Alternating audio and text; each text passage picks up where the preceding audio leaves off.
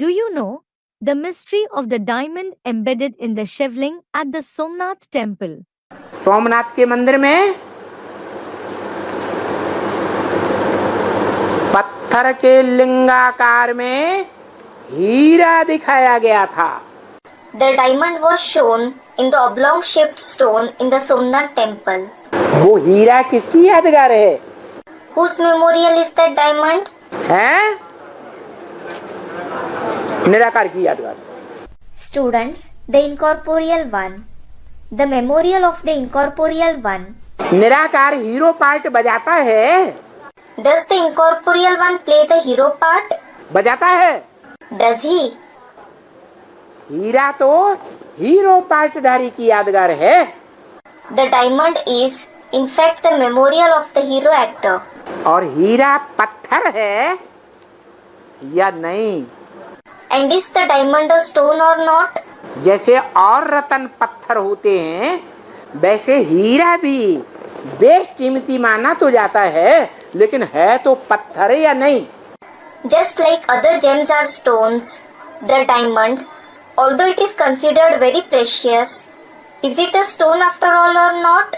और शिव ज्योति बिंदु, And Shiv, the point of light, आत्माओं का बाप, the father of the souls, त्रिकालदर्शी, the Trikaldarshi, meaning the one who knows the three aspects of time. क्योंकि जन्म मरण के चक्र से न्यारा है, He is beyond the cycle of birth and death. इसलिए त्रिकालदर्शी है.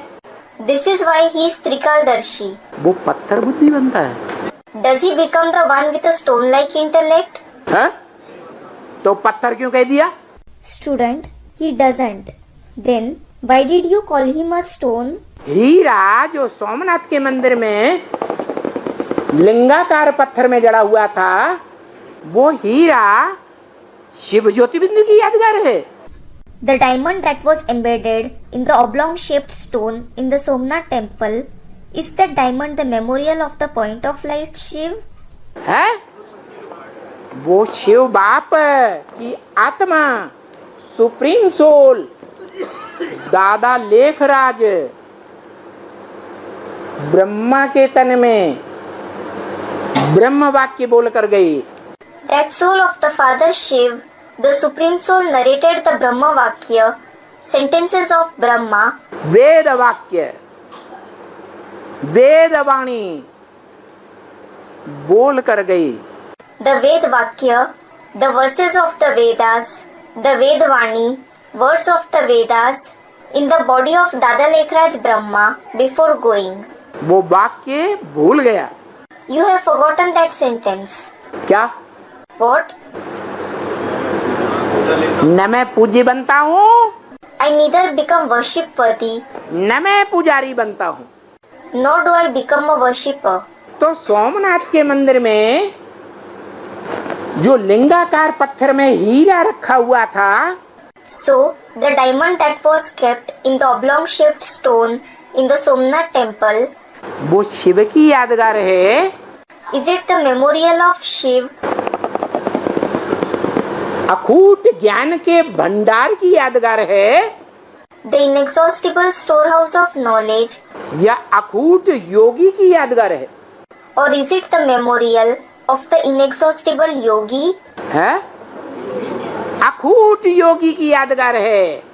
It is the memorial of the inexhaustible yogi. जब तक संगम युग रहेगा, As long as there is the confluence age, उसका योग अखूट है.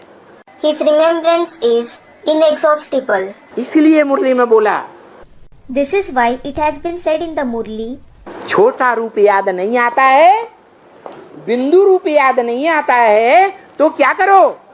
if you don't remember the small form, the point form, what should you do? बड़े रूप को याद करो. Remember the big form. अरे बड़े रूप को पहचाना है या नहीं पहचाना? पहचाना है तो याद करो. Array, did you recognize the big form or not?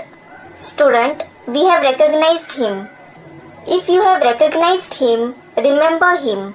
बड़े रूप को भी याद करेंगे Even if you remember the big form, तो बड़ा रूप साकार की यादगार है.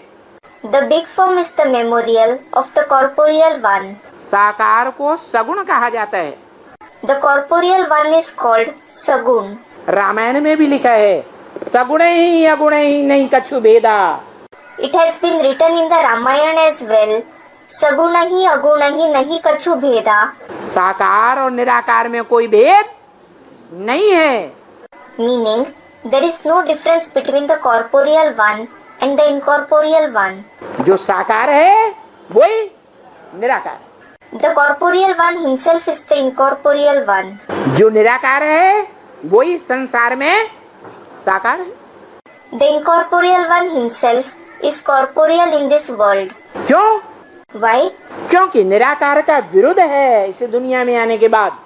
It is because the incorporeal one has made a promise after coming in this world. मैं तुम बच्चों को आप समान बना कर जाऊंगा। I will make you children equal to myself before going. क्या बना कर जाएगा नंबरवार? माने What will he make you number wise before going? Students equal to himself.